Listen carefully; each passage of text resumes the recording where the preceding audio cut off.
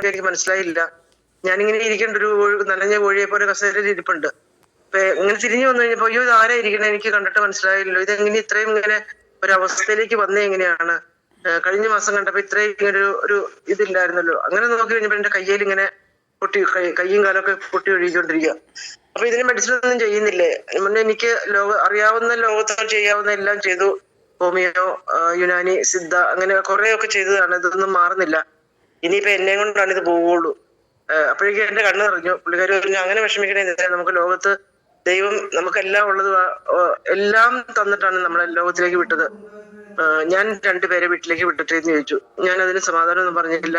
പറഞ്ഞു വീട്ടിലൊന്ന് ചോദിക്കട്ടെ, ചോദിക്കാതെ വീട്ടിലേക്ക് വരണ്ട, ഇങ്ങനെ തന്നെ പറഞ്ഞു. പക്ഷെ ഞാൻ ചോദിക്കാൻ, കാരണം എന്റെ ഒരു ലാസ്റ്റ് സ്റ്റേജ് ആണ്, ഇനി എന്ത് ചോദിക്കാൻ. അപ്പൊ ഞാനിങ്ങനെ ഇരുന്ന് കടന്നുപോയ കാലങ്ങളൊക്കെ ചിന്തിക്കും. എന്നെ അതായത് ലാസ്റ്റ് എന്റെ യാത്രയായപ്പോ ഞാനിങ്ങനെ ഇരുന്ന് ആലോചിച്ചുകൊണ്ടിരിക്കുകയാണ്. അങ്ങനെ ഇരുന്ന അവസരത്തിൽ 2-3 ദിവസം കഴിഞ്ഞപ്പം 2024 ഫെബ്രുവരി 28 ഡേറ്റുകളൊന്നും ഞാൻ മറക്കില്ല. ഇങ്ങനെ എന്റെ ലീഡറായ സിബി സാറും റോയ് സാറും കൂടെ വീട്ടിൽ വന്നു, കാര്യങ്ങളൊക്കെ പറഞ്ഞു, എന്നോടെല്ലാം ചോദിച്ചു, എല്ലാം പറഞ്ഞു കഴിഞ്ഞ് അപ്പൊ എന്റെ പല്ലുകളെല്ലാം ഇരുന്ന ആളാണ്. പല്ല് വേദനയ്ക്ക് എനിക്ക് പല്ല് പറിച്ചു കളയാൻ ചെന്നിട്ട് അവരെടുത്ത് കളഞ്ഞില്ല. അപ്പോയിന്റ്മെന്റ് എടുത്തിട്ട് വരാൻ പറഞ്ഞു.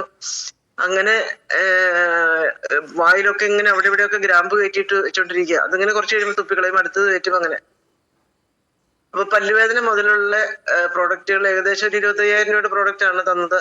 എടുത്തു വെച്ചപ്പോ ഞാനത് ഇത്രയും സാധനം എങ്ങനെ കഴിക്കുന്നൊക്കെ എന്റെ മനസ്സിൽ വന്നു. പക്ഷെ ഞാനിത് ആദ്യമായിട്ടാണ് ഇതിനെ കുറിച്ച് കേൾക്കുന്നത് തന്നെ. ആയുഷ് വെൽനസ് പ്രൊഡക്റ്റ് കേട്ടിട്ട് പോലുമില്ല.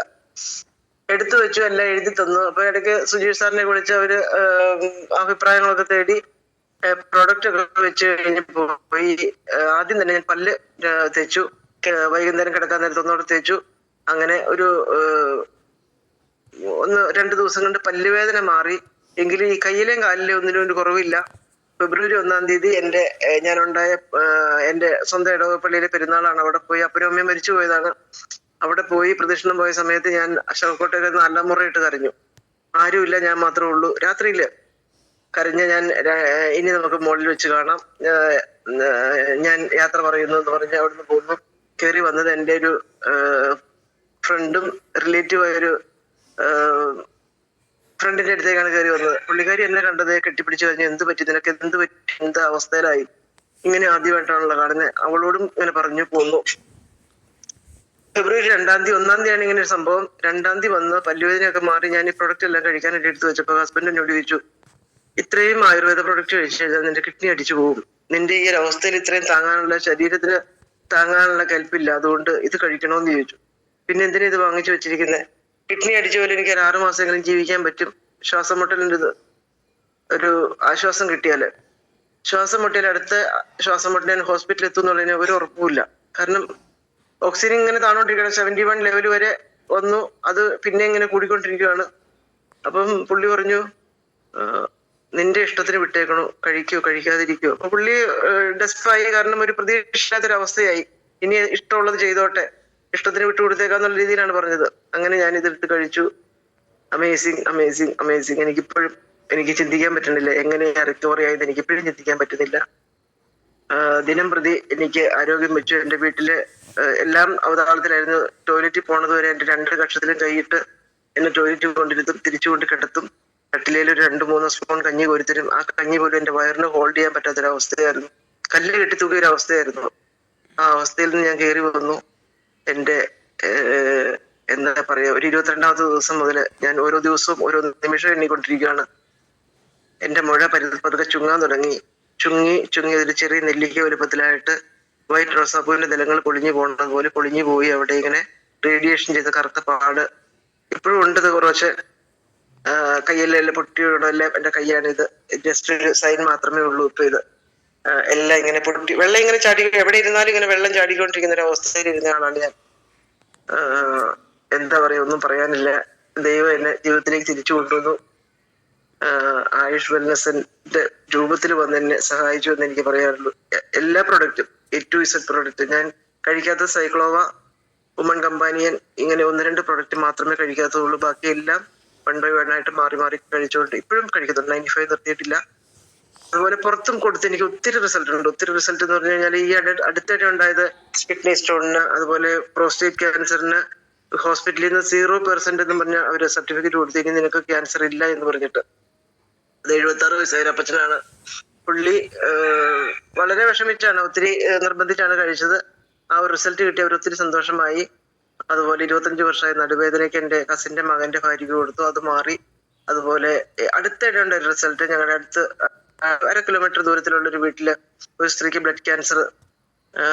അറിഞ്ഞ ഉടനെ അവര് പനിയായിരുന്നു, കണ്ടിന്യൂസ് പനി മാറില്ലായിരുന്നു. അങ്ങനെ അവര് ബ്ലഡ് ടെസ്റ്റ് ചെയ്തു. അങ്ങനെ ടെസ്റ്റുകൾ നടത്തിയപ്പോഴാണ് ബ്ലഡ് ക്യാൻസർ ആണെന്ന് അറിഞ്ഞത്. പെട്ടെന്ന് ഡയറക്റ്റ് അവര് RCCയിലേക്കാണ് പോയത്. അവര് പോയെന്ന് അറിഞ്ഞു, പക്ഷെ അവരെ കോണ്ടാക്ട് ചെയ്യാൻ എനിക്ക് ഒത്തിരി ശ്രമിച്ചിട്ട് കിട്ടിയില്ല. അങ്ങനെ വെറുതെ ഇങ്ങനെ ഒരു ദിവസം ഇരുന്ന് ഇങ്ങനെ ഫോണിൽ തട്ടിക്കൊണ്ടിരുന്ന് കഴിഞ്ഞപ്പം ഇവരുടെ ഹസ്ബൻഡിന്റെ നമ്പർ കിട്ടി. ഞാൻ വിളിച്ചു. 95നെ കുറിച്ച് എനിക്ക് അറിയാവുന്ന രീതിയിൽ എല്ലാം പറഞ്ഞു കൊടുത്തപ്പോ അവർക്കൊരു പ്രതീക്ഷ. മരിച്ചു പോകുന്ന തന്നെയാണ്. കാരണം ഹോസ്പിറ്റലിൽ നിന്ന് പറഞ്ഞത് ഇനി നാട്ടിലേക്ക് പോകണ്ട ഞങ്ങൾ പറയാതെ, കാരണം ഹോസ്പിറ്റലിൽ നിന്ന് ഡിസ്ചാർജ് ചെയ്താല് നിങ്ങൾ അടുത്ത് തന്നെ താമസിക്കുക, ഹോസ്പിറ്റലുമായിട്ടൊരു ടച്ച് ഇല്ലാതിരിക്കരുത്, അങ്ങനെ പറഞ്ഞിട്ടാണ് അവര് അവിടെ അഡ്മിറ്റ് ആക്കിയത്. അപ്പൊ അവര് രാവിലെ 5 മണിക്ക് കുളിക്കാനായിട്ട് മാത്രം പുറത്തേക്ക് വിടും, അല്ലാതെ റിലേറ്റീവ്സുമായിട്ട് യാതൊരു കണക്ഷനും ഇല്ല. അത് കഴിഞ്ഞ് അകത്ത് കയറ്റി കഴിഞ്ഞാൽ പിന്നെ അവരെ കാണാനോ അവരോട് മിണ്ടാനോ സംസാരിക്കാനോ ഒന്നും പറ്റില്ല. ആ ഒരു അവസ്ഥയിലാണ് ചേച്ചി, ഞങ്ങൾ എന്ത് ചെയ്യും? അങ്ങനെ ഇരുന്ന സമയത്ത് നമ്മൾ എന്തെങ്കിലും ഒരു ഇതുണ്ടെങ്കിൽ പറയുക, ഞാൻ 95 എങ്ങനെയെങ്കിലും നിങ്ങളുടെ കയ്യിൽ എത്തിക്കും. അങ്ങനെ പറഞ്ഞപ്പോ ഈ സ്ത്രീ കിടപ്പും ഛർദ്ദലും മാത്രമേ ഉള്ളൂ. വെള്ളം കഴിച്ചാൽ പോലും ഛർദ്ദിക്കും. കീമോ ഒത്തിരി ബുദ്ധിമുട്ടിലിരിക്കുന്ന അവസരത്തിലാണ് ഡോക്ടർ പറഞ്ഞു, ഒരു 10 ദിവസത്തേക്ക് ഞാൻ റൂമിലേക്ക് മാറ്റാം, നിങ്ങൾ റൂമിലൊന്ന് അഡ്ജസ്റ്റ് ചെയ്യാൻ പറഞ്ഞു. അങ്ങനെ മാറ്റിയ സമയത്ത് പറഞ്ഞ സമയത്ത് തന്നെ അവരെന്നെ വിളിച്ച് അന്ന് രാത്രി തന്നെ 95 കൊടുത്തു വിട്ടു.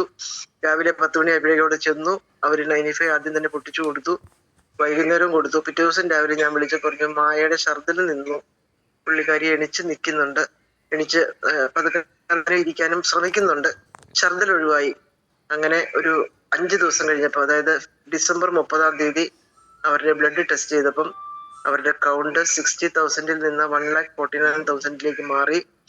ഡോക്ടർ ഭയങ്കര അത്ഭുതമായിട്ട്, ഭയങ്കര അമേസിംഗ് ആയിട്ട് ഇത്രയും ഒരു ഇമ്പ്രൂവ്മെന്റ് ഈ ഒരു പേഷ്യന്റിന് വന്നത് അവർക്ക് എങ്ങനെയാണെന്ന് അവർക്ക് വിശ്വസിക്കാൻ പറ്റുന്നില്ല. പക്ഷെ പറഞ്ഞില്ല, ഈ പ്രൊഡക്റ്റ് എടുക്കുന്ന കാര്യം അവർ പറഞ്ഞില്ല. അങ്ങനെ ഈ കൗണ്ട് മാറി കഴിഞ്ഞപ്പോൾ ഡോക്ടർ ചോദിച്ചു, നാട്ടിൽ പോകണമെന്നൊരു ആഗ്രഹം ഉണ്ടോ?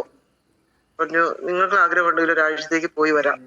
അങ്ങനെ അവരെ നാട്ടിൽ വിട്ടു. ഞാൻ സിരിസാറും പോയി കണ്ടു, ബാക്കിയുള്ള പ്രൊഡക്റ്റുകൾ കൊടുത്തു. അവരിപ്പം വളരെ സന്തോഷവതിയായിട്ടിരിക്കുന്നു.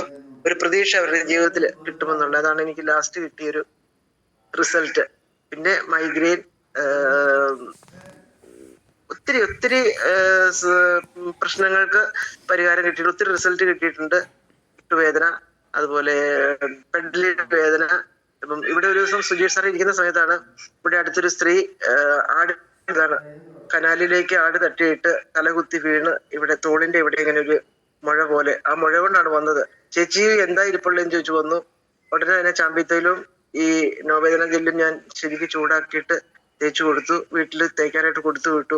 പിറ്റേ ദിവസം രാവിലെ വന്നിട്ട് പറയാണ്, ദൈവമാണ് എനിക്ക് ഇങ്ങോട്ട് വരാൻ തോന്നിയത്, ഹോസ്പിറ്റലിലേക്ക് പോയിരുന്നെങ്കിൽ അവരെന്നെ ICU കയറ്റിക്കൊണ്ടേനെ, അവിടെ അഡ്മിറ്റ് ആക്കിക്കൊണ്ടേനെ.